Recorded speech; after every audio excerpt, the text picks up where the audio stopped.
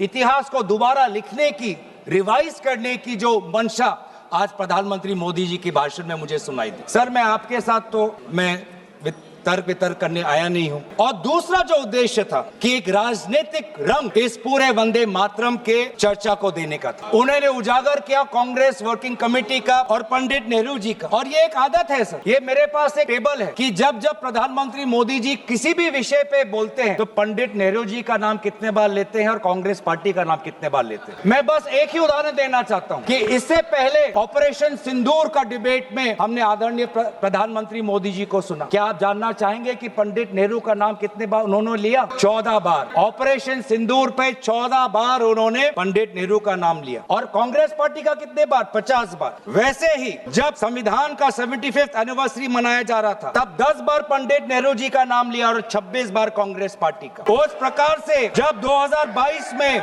जब राष्ट्रपति अभिभाषण पे प्रधानमंत्री मोदी जी अपना बात रख रहे थे तो 15 बार पंडित नेहरू का नाम लिया। 2020 में, सर मैं आपके साथ तर्क वितर्क नहीं करने आया सर, 2020 में जब राष्ट्रपति अभिभाषण पर प्रधानमंत्री मोदी जी ने भाषण दिया तो 20 बार पंडित नेहरू का नाम लिया। तो इसीलिए उनका आज दूसरा उद्देश्य तो मैं समझ गया, लेकिन बड़े विनम्रता से मैं आदरणीय प्रधानमंत्री मोदी जी को मैं कहना चाहता हूं और उनके पूरे मैं दल को कहना चाहता हूं और पूरे इनके ढांचे को कहना चाहता हूं, आप चाहे जितना भी कोशिश कर लो, आप पंडित नेहरू जी के जो उनका योगदान था उस पे एक भी काला दाग आप लगाने में सक्षम नहीं होंगे। आप चाहे पूरे कोशिश कर लो, आप एक भी उन पे काला दाग लगाने में आप सफल नहीं होंगे। कांग्रेस वर्किंग कमेटी में और उससे पहले मुस्लिम लीग का विद्रोह था। मुस्लिम लीग ये कहना चाहती थी कि पूरा वंदे मातरम को बहिष्कार करना चाहिए, पूरे वंदे मातरम को बहिष्कार करना चाहिए। लेकिन मुस्लिम लीग को यह अधिकार कहां से मिला?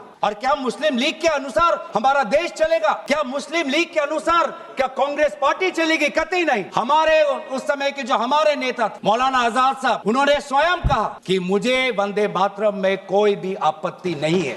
यह फर्क है कांग्रेस के मौलाना आजाद और मुस्लिम लीग के जिन्ना के बीच में। और उन्होंने लाख कोशिश करने के पश्चात, लाख दबाव डालने के पश्चात भी 1937 के कांग्रेस वर्किंग कमेटी में के सेशन में यह निर्णय लिया गया कि जहां पर भी नेशनल गैदरिंग होगी वहां पर हम शुरुआत में वंदे मातरम के पहले 2 पंक्तियों को हम गाएंगे। इस सिद्धांत को मुस्लिम लीग ने बहुत बड़ी इसकी आलोचना और आलोचना हिंदू महासभा ने भी की। ये कभी कभी हिंदू महासभा और मुस्लिम लीग के जो राजनीतिक उद्देश्य है वो एक हो जाते हैं।